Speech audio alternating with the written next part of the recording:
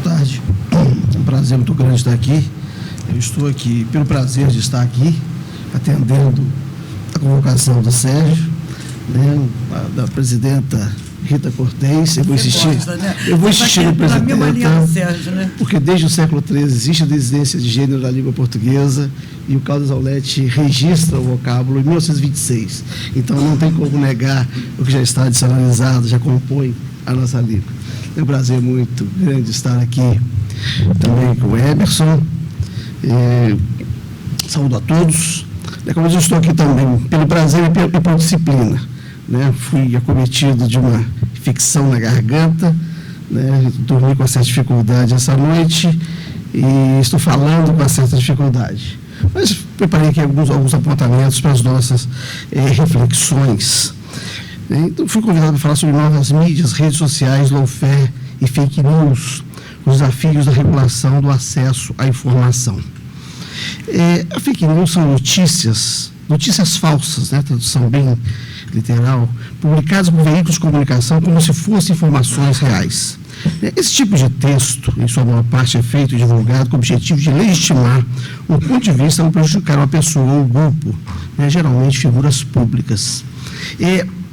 Hoje nós temos tido a ideia de que as fake news são novas, né, de que as fake news são coisas deste momento, né, no qual estamos inseridos, o que as novas mídias possibilitam.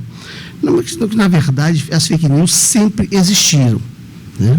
O que nós temos hoje é um poder viral das fake news, possibilitado pelas novas mídias. Então, esse grande poder viral, né, que possibilita, né, que estas fake news, notícias falsas, se espalhem rapidamente e atinjam um número determinado de pessoas e sem, por vezes, controle, porque as fake news, né, eu vou fazer uma abordagem sobre isso, abordando a história das comunicações do Brasil, dos oligopólios de comunicação do Brasil, elas sempre tiveram algum controle.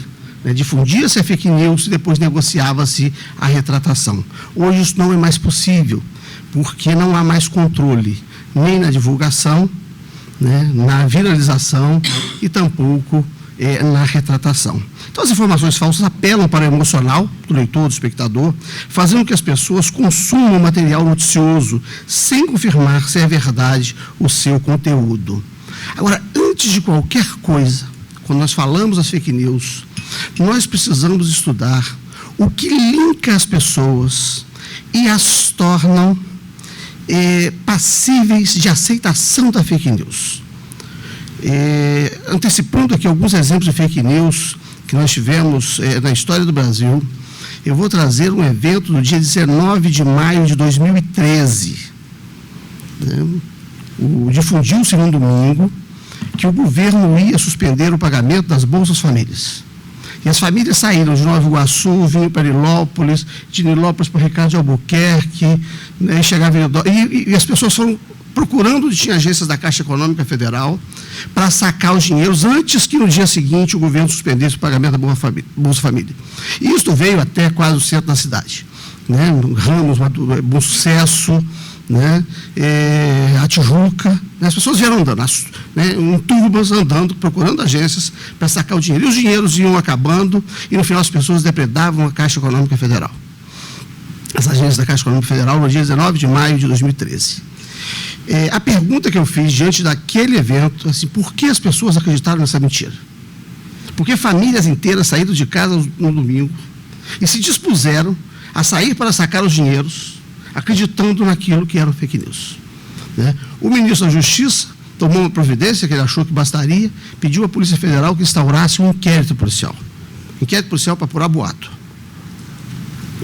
Se ele tivesse dado conta, né, do estado em que a sociedade estava, né, e procurado responder de outra forma, talvez nós não tivéssemos, né, as manifestações do dia 20 de junho, precisamente um mês depois, né, com 1 milhão de pessoas pelas ruas do Rio de Janeiro. Então, existia um estado prévio que disponibilizava as pessoas a acreditarem na fake news. Então, muito mais do que a fake news, eu me pergunto assim, o que leva as pessoas a acreditarem na fake news? Essa pergunta Getúlio Vargas fez, né, antes de montar a Rede Nacional, e quando eclode a Revolução Paulista Constitucionalista de 1932. Ele falou assim, o que aconteceu? Por que nós não percebemos que os paulistas iam fazer uma revolução? O que estava acontecendo lá, né, que nós fomos pegos de surpresa? Não tem surpresa numa guerra, ela é preparada. Há ânimos, há espíritos, há pensamentos, há coordenações, há situações que linkam as pessoas. Como eles se linkaram e nós não percebemos que eles estavam se relacionando para este fim, né? E 2 anos depois tivemos o que tivemos. Então, a minha preocupação, muito antes da fake news, é o que leva as pessoas, né, a acreditarem em fake news. Por que as mentiras que a gente conta, né, Sérgio? As pessoas não acreditam. Na faculdade, você ficava conversando com aquelas meninas lá, falando de você, e elas não acreditavam nas mentiras que você contava. Né? Mentiras no bom sentido. Né? E aí, essa mentira, você está querendo, né, me enrolar. Aí a menina ia embora, a gente ficava lá, né, na faculdade, conversando, nós dois e com outros, e elas não acreditavam em nós. Então, existia uma predisposição para a crença nisto, né, que é a falsa notícia, que é a falsa comunicação, né, que é a falsa realidade. Né? Então, estava um poder de persuasão da fake news, né? E aí, alguns estudos, tem a questão da escolaridade. Né? Eu acho que a questão não está na escolaridade, né? Está na predisposição. Né? E a Bolsa de Valores é um bom exemplo. Né? Hoje é crime, né? A pessoa difundir falsa informação. Está lá o magnata, o banqueiro, acredita, por vezes, em fake news. Então, não é escolaridade, não é nível social, não é poder econômico. É o tipo de notícia, a predisposição para acreditar nela. Né? Então, esse termo surge, claro, esta palavra, fake news, tem... Né, ela é cunhada com essa expressão que nós estamos usando coloquialmente em 2016, com a corrida presidencial nos Estados Unidos, né, época em que conteúdos falsos sobre a candidata Hillary Clinton foram compartilhados de forma intensa pelos eleitores de Donald Trump. Né, mas fake news, esse boato de grande circulação, sempre existiram. Eu vou falar menos de lawfare. Né, lawfare acho que gastaria... seria necessário tratar especificamente dele, né? Que essa a utilização da lei e dos procedimentos legais pelos agentes do sistema de justiça para perseguir, né, quem seja declarado inimigo.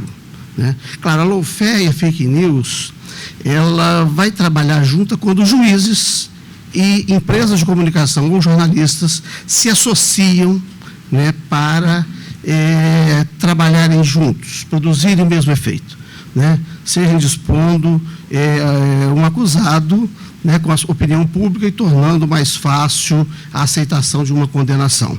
E há estudos, um deles é da...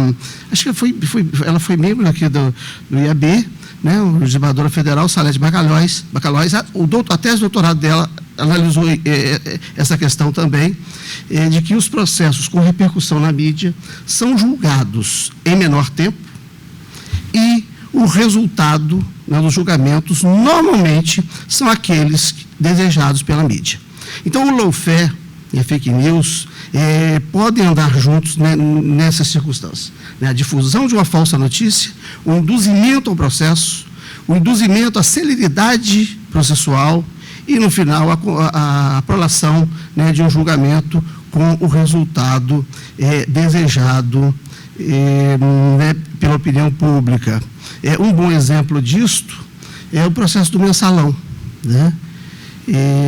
Aliás, estamos aqui diante do autor da expressão, né, a primeira pessoa estudando minha tese de doutorado, Dr. Miro Teixeira. Eu fui encontrar a primeira pessoa que falou essa palavra, né, que cunhou essa expressão, né, nas nossas relações sociais e políticas, foi o senhor, né, numa conversa, não foi nem um debate, foi uma conversa no cafezinho da Câmara, né, que trouxe essa expressão, né, no mensalão, e que depois, né, resulta naquele processo, e que permite a ministra Rosa Weber dizer, olha, eu não encontro aqui provas contra, né, o acusado José Dirceu.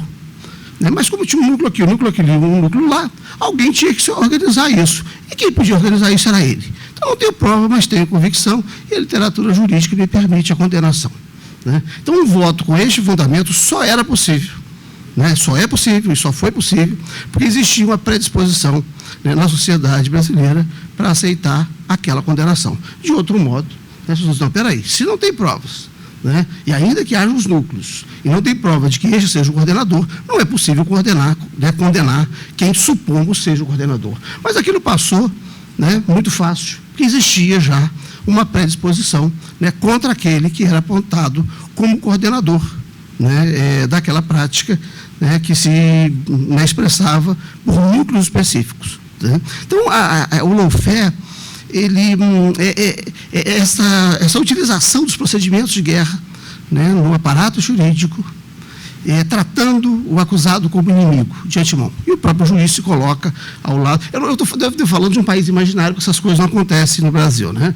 Em que o Ministério Público e o Judiciário passa a atuar lado a lado, né? E acusa, trata a defesa como um inimigo político a ser exterminado, né? A ser banido, a ser condenado previamente, muito antes, às vezes até de começar o processo. A questão das novas mídias. Quanto tempo eu tenho? 30 minutos? Ainda tenho 30 minutos? Não, você tem 30 menos 12, né? Ah, tá bom. A novidade que nós temos nas novas mídias, né?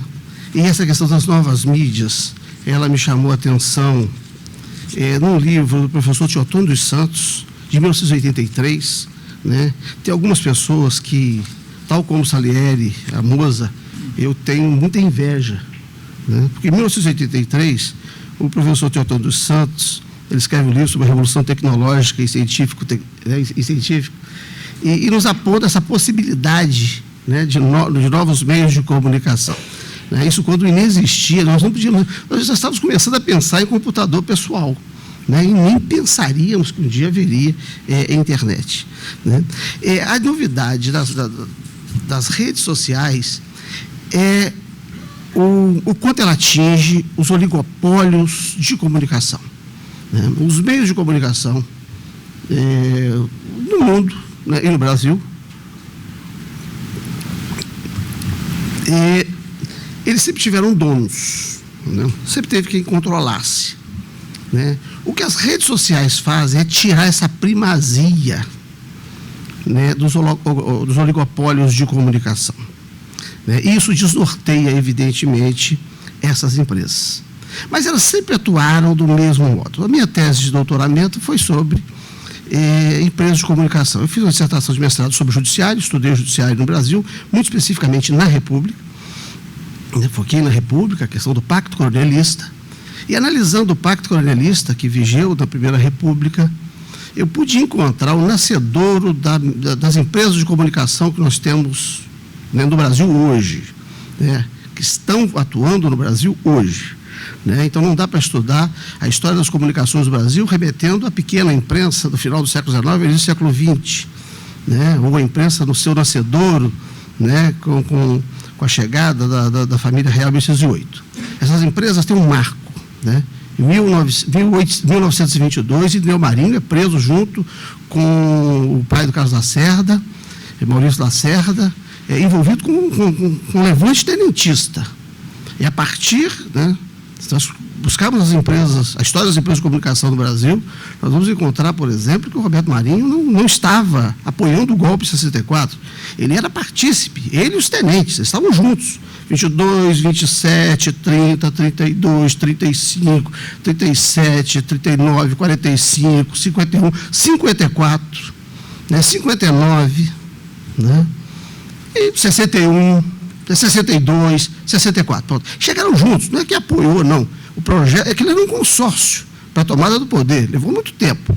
E nós pegamos o dia a dia dessas empresas de comunicação, o que acontecia nos quartéis, nós vamos ver que andaram juntinhos, né, lado a lado. Não teve uma única vez que tivessem, né, se divorciado, né? E aí entra Cid Chateaubriand, né? Eu vou fazer rapidamente isso aqui, essa história dessas empresas de comunicação que hoje são atingidas, né, pelas novas mídias, né, que estão meio desnorteadas, né, e que nos leva a tentar compreender o que está acontecendo neste momento, né? Então, nós tínhamos lá na década de 30, 40, né, os diários associados, né, tinha um jornal à noite, o conglomerado à noite, né, que passava pela Itabira, né, Iron, que é a atual Vale, né, cujo o Marinho era sócio. Ele se retira da sociedade e descobre que, ao invés de ser sócio, é melhor ser dono, e monta o Globo. Né. Essa empresa, né, para responder, o Getúlio Vargas toma, nem desapropria, porque a dívida da empresa com o Banco do Brasil, né, do conglomerado à noite era maior, né, do que o próprio conglomerado. Né? Ele pega e toma o conglomerado à noite e põe no ar, né, uma empresa, uma rede nacional, que é a Rádio Nacional. Né? E já no ano de 1931, regulamenta a televisão. Nós só vamos ter televisão no Brasil em 1950, mas em 1931 o Getúlio já faz um decreto regulamentando a televisão. Deputado, o senhor, né, foi ministro das Comunicações, como é que faz um troço desse? 19 anos antes, regulamentar algo que ainda não existe, ou seja, mas sabia que ia existir. Ele estava atento à realidade. É alguém que não manda instaurar inquérito para apurar boato, mas busca saber o que está acontecendo no seio da sociedade. E ele sabia que o próximo passo seria o rádio com imagem, que nada mais é, a televisão nada mais é do que isso. Um rádio com imagem, ele sabia que a imagem já estava disponível, né, e que uma hora ou outra iam juntar essas duas coisas e o rádio ia ganhar a imagem e ia virar televisão.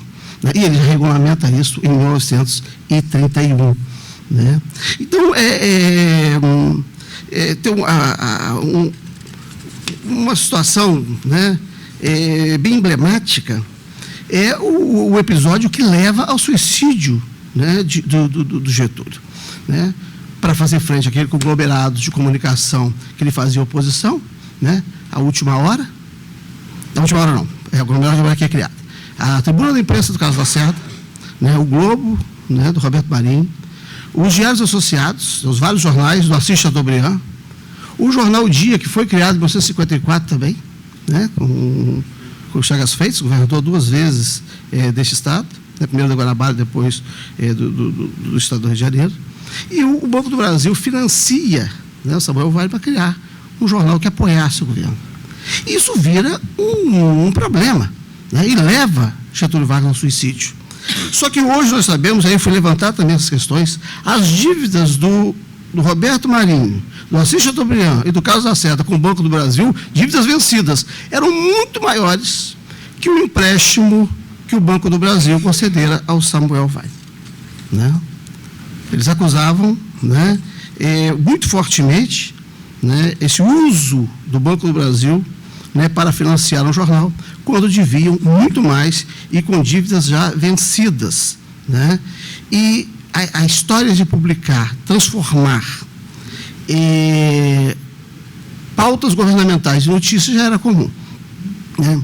E uma citação diz assim: algumas vezes essa mensagem era dada na íntegra, outras vezes em tópicos. O pagamento feito a nós era feito igualmente ao Jornal do Comércio, ao Correio da Manhã, ao Globo, ao Estado de São Paulo e aos demais jornais que inseriam as mensagens. Né? Isto é, o governador deposto de Pernambuco, Estácio Coimbra, dizendo, né, como que financiava, né, a colocação, a transformação de pautas governamentais em notícias nos grandes jornais daquele período.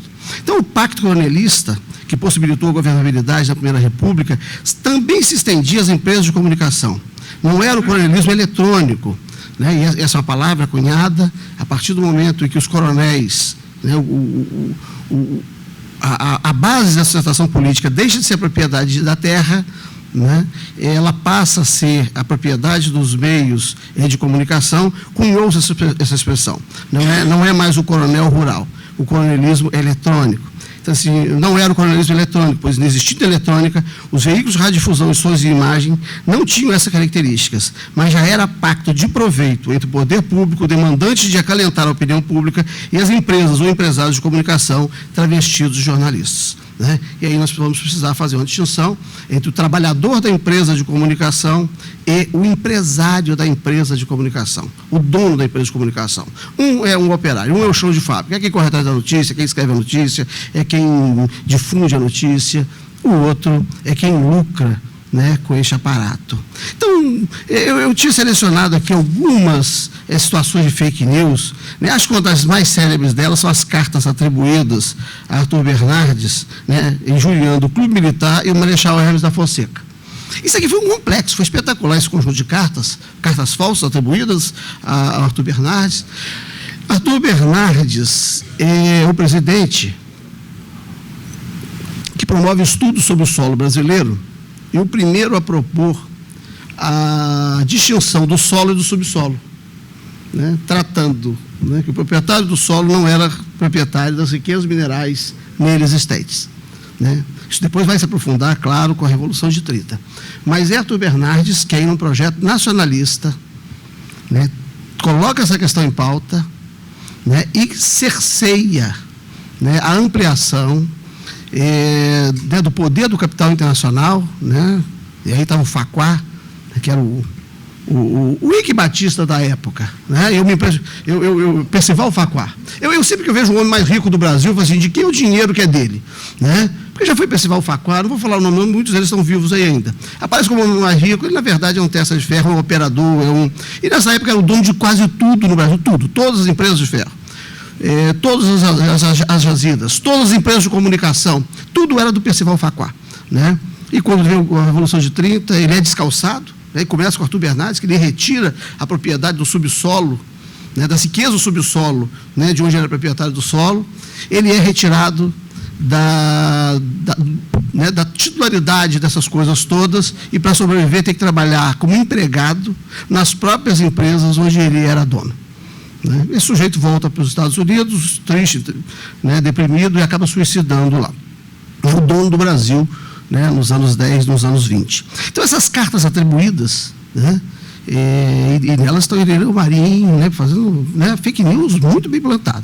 Incluía militares e imprensa, para injuriar o Arthur Bernardes, dizer que ele tinha feito, né, as cartas falsas, e quase que ele não toma posse, toma posse do estado de sítio, governa sobre o estado de sítio, né, e um período muito difícil, né? O capital internacional insistindo na sua deposição, né? E ele insiste com um projeto e encontra bases nacionalistas que sustentem o seu governo. É interessante essa construção de Arthur Bernardes, que ele passa para a história como um fazendeiro despreparado para assumir a presidência da República, quando, na verdade, nós temos ali, né, um grito nacionalista, né, contra toda uma mídia, contra, né, o mercado, né, ou contra a exploração das riquezas minerais, né, que estavam a serviço do capital internacional. Uma outra figura, falou sobre fake news, a figura que também acabou preso porque falava de nacionalismo, falava de petróleo, falava de minério, que é o Monteiro Lobato. O Monteiro Lobato escreve um livrinho, o Zé Brasil, apoiando a candidatura do Prestes, né, ao Senado.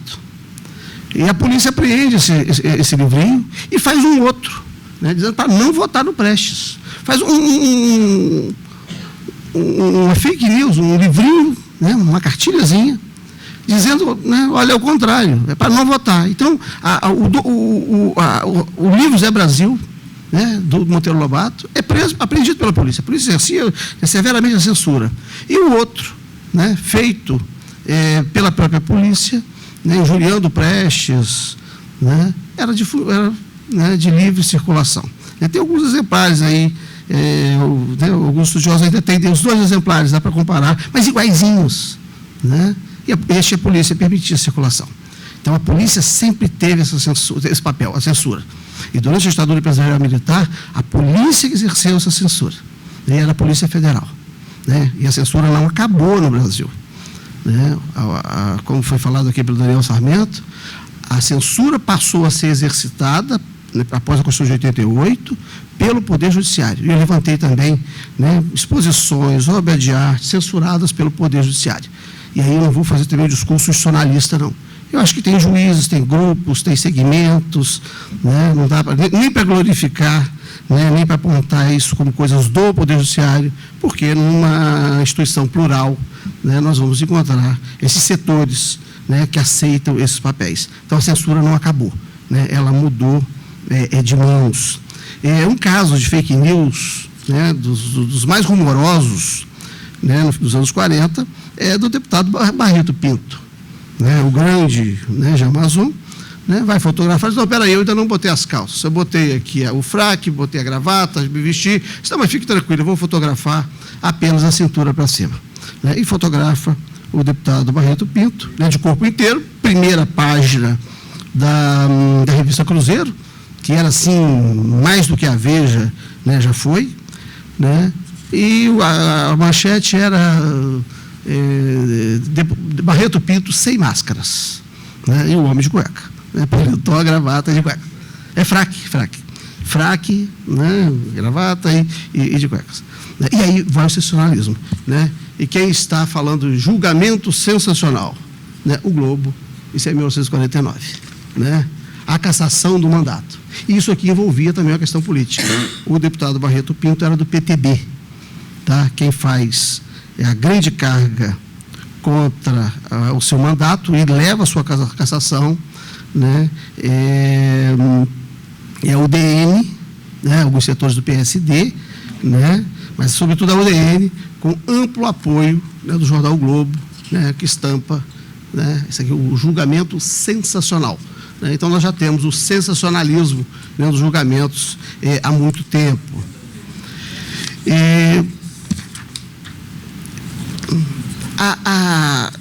Eu, quando estava fazendo o doutorado, nós já tínhamos as redes sociais, eu fiz em 2006 e apresentei no início de 2012, as redes sociais já tinham algum poder, mas elas ainda estavam, eu fiquei comparando, o Jornal Nacional, e vi isso todos os dias, gravava e depois via 10 vezes, minuto por minuto, segundo por segundo, tentando compreender por vezes o conceito imagem e mensagem, né?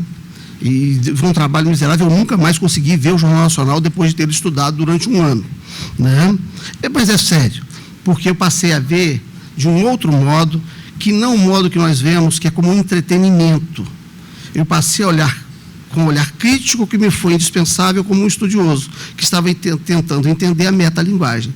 E eu fiquei com essa desgraça desse vício, ficar tentando entender a metalinguagem, né? E eu fico ali criticando, não é assim, não pode ser assim, esse gesto está despropositado para essa notícia, ou esta imagem, né, não corresponde ao que está sendo verbalizado, né? Então, eu não consigo mais ver, né? Eu perdi, né? Eu ganhei o título, mas perdi o entretenimento gratuito, né?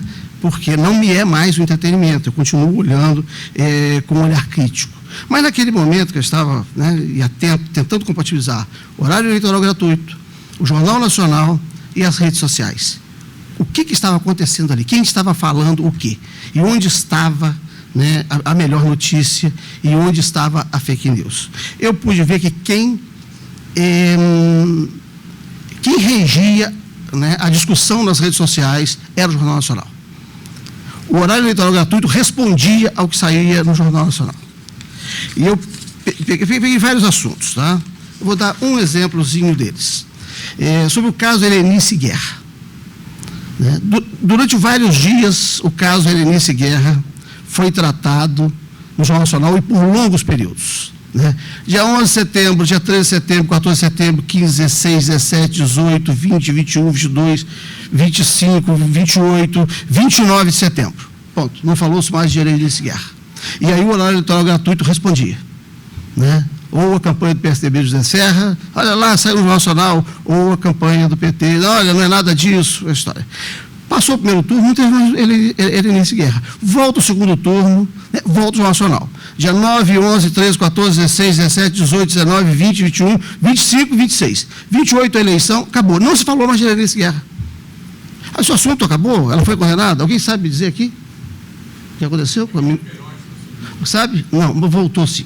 O Jornal Nacional, no dia 4 de junho, né, de 2011, voltou em 11 segundos, dizendo que tudo aquilo tinha sido arquivado, que aquilo, né, não tinha ocorrido. 11 segundos, dia 4 de junho de 2011. Né? Então, mas este foi um dos assuntos que eu tratei como sendo a criminalização da política. Tá? E aí, as redes sociais, né, nós já tínhamos Facebook, né?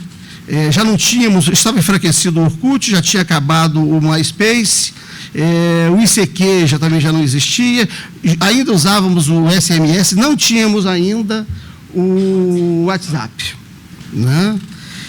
Já tínhamos o Twitter, com seus 140 caracteres, mas estava muito incipiente neste período.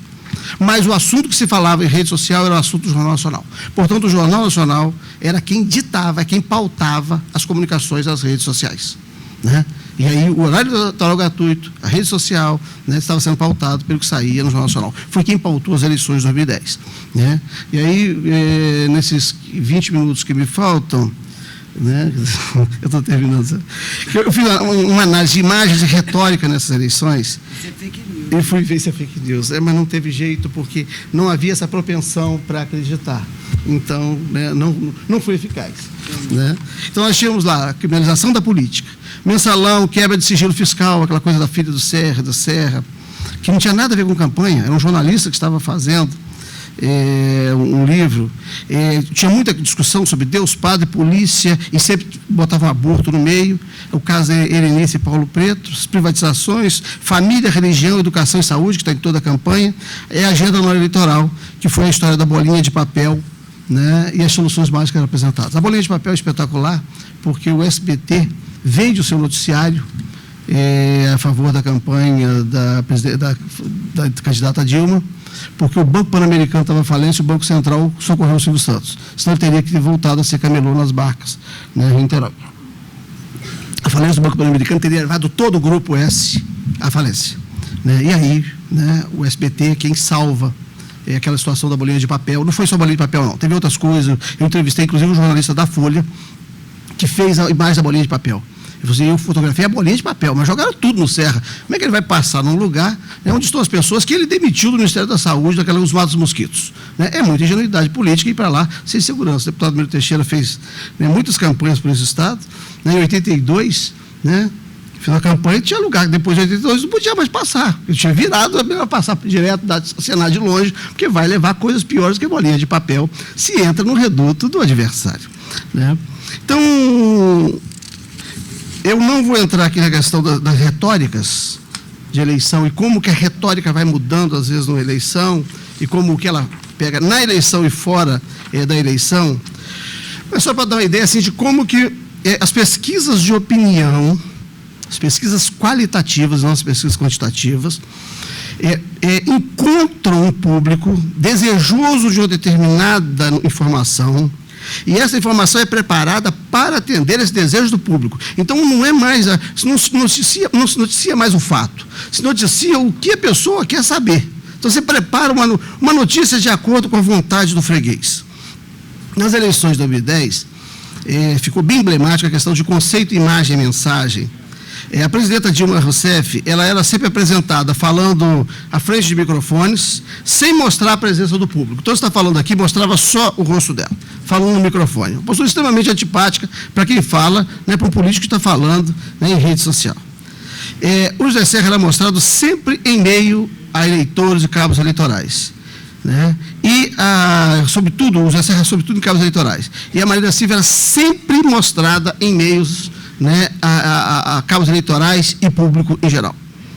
A Dilma era sempre mostrada, né, em comícios e caminhadas, e as caminhadas dela não eram apresentadas. O José Serra era apresentado no corpo a corpo da campanha, né, ladeado por muitos eleitores.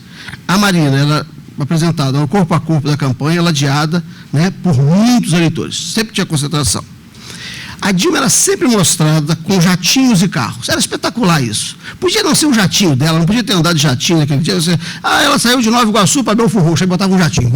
Mas peraí, como é que ela saiu de Nova Iguaçu para Belford Roxo? O que estão mostrando jatinho? Não tinha nada a ver com aquele jatinho. Aquilo é só para mostrar que é um veículo de transporte que ela foi de um lugar para outro. O José Serra quase nunca era apresentado sozinho, né? Sem close no rosto. E a Marina sempre apresentada no meio de mulheres e fazendo artesanato e fazendo coisas assim bem alternativas. E aí, para mim, Sérgio, vou terminar com essa, que para mim é uma fake news espetacular, que mostra assim, a presidenta Dilma, a candidata Dilma saiu de tal lugar e foi para tal lugar. Né? Assim, um lugar, um ao lado do outro. Aí põe um jatinho. Né? E assim, a candidata Marina Silva almoçou com as mulheres que fazem panela em Vitória, no Espírito Santo, e, né, faz artesanato, etc. Terminou de almoçar em Vitória do Espírito Santo, e aí ela saiu e foi para Vitória da Conquista, na Bahia. E aí ela sai numa van branca, dando tchau para as pessoas dando tchau. E aí a cena seguinte, assim, à tarde, ela fez uma carreata em Vitória da Conquista. Aí veio também uma van branca e ela chegando. Falei, peraí, não pode ser a mesma van. São 800, eu fui medir a distância, 800 quilômetros de Vitória do Espírito Santo a Vitória da Conquista. Eram duas vans, né, mostradas. Aí eu falei, como que ela foi? Ela foi, né, de jatinho. Aí você vai para as redes sociais, vocês viram que ontem, né, olha, peguei isso aqui, vocês viram que ontem a Marina almoçou, né, com as mulheres que fazem artesanato em Vitória do Espírito Santo. E à tarde ela fez uma carreata em Vitória da Conquista. E que ela é mostrada saindo de Vitória do Espírito Santo e chegando em Vitória da Conquista numa van branca. E que não pode ser a mesma van. Né? Agora, assim, mas você não acha talvez? Vamos ver como ela, né, se locomoveu de jatinho. Mas o jatinho não apareceu. Né? Então é o seguinte, para fazer, não tem tempo para as redes sociais para responder a cada uma dessas questões. Né? Como que a notícia é mostrada, é formatada, é plantada, eu não vou dizer plantada não, né? Dos padrões de manipulação da notícia, que pode desde transformar, né, um bife num boi, é verdade, o bife é um pedaço do boi, ou o contrário, transformar o boi num bife, né? Pode ser o tamanho que fosse, não, isso aí é um conjunto de bifes reunidos, e, né, se está tratando de um conjunto, mas olha só para umzinho deles. Né? E aí há outros padrões, né? E o mais emblemático deles é o da omissão, né? Que foi aquele caso que nenhuma empresa de comunicação tratou no Brasil, do filho do ex-presidente Fernando Henrique Cardoso com a jornalista Miriam Dutra Smith, né, jornalista da Globo, que foi para a Espanha, ficou lá na Espanha, né, que era para não aparecer aqui durante a campanha eleitoral. Né. Então, o que temos hoje, né, com as fake news é o mesmo fenômeno. O fenômeno de difundir boatos, de falsear notícia, né, para prejudicar alguém. Agora, o que se perdeu foi o controle disso. Porque as mídias sociais, as mídias tradicionais, elas não mais pautam as fake news. E elas não têm o poder de desfazer aquilo que está sendo feito nas redes sociais. Ela não mais pauta também as redes sociais. Eu acho que esse aí é um momento em que o judiciário precisa de assumir um outro papel, aliás, que nunca poderia ter feito, né, o que fez em alguns momentos, que é julgar fora da racionalidade que se espera do mundo jurídico. E não pode, o papel do Poder Judiciário é um papel contramajoritário, né? Quando ele adere às fake news, quando ele começa a tentar atender a esses reclamos, né, ele vai fazer o papel que fizeram outros julgadores. Né? Aquele que, né, soltou Pilatos e condenou Cristo, ou aqueles, né, que condenaram Sócrates. E o papel do judiciário não é o papel, né, de produzir, né, de incidir na lawfare, né, tratado aquele que já está sendo, aquele que está prestes a ser apedrejado, como alguém que deva ser apedrejado. Eu acho que é hora do judiciário, e aí, né, tem essa questão do que há de fazer o judiciário, do que há de fazer os juízes, sem tentarem tutelar a sociedade. Né? É fundamental a defesa das liberdades, é fundamental a defesa da liberdade de imprensa. Né? A eleição da ABI agora foi bem emblemática, né, do que fez o judiciário, né, recebendo recursos até de quem não era parte, né, tentando se imiscuir, né, no processo eleitoral, ao invés de deixar, né, os jornalistas, o deputado Teixeira, né, mas não foi a chapa. O que é interessante é o seguinte, mas não era mas olha, não era sequer a chapa beneficiada, era terceiros recorrendo em processos dos quais eles não eram partes, e o desembargador deferindo, né, proferindo decisões, né, desconsiderando a própria elementar da legitimidade, né, recursal, não é nem acionária. Né? Então, é algo que são práticas que nós vamos encontrar no Judiciário, sempre encontramos, né, estudando a história do Judiciário do Brasil, nós sempre encontramos essas práticas, mas neste momento confuso, né, de difusão de notícias, da viralização de notícias, o próprio Judiciário tem caído nesta cilada, né, de participar, né, da difusão das fake news ou de homologação daquilo que foi viralizado e que ninguém tem controle, né, para fazer o processo contrário. Desculpa ter passado o tempo e desculpa se fui enfadonho, né, nessas coisas.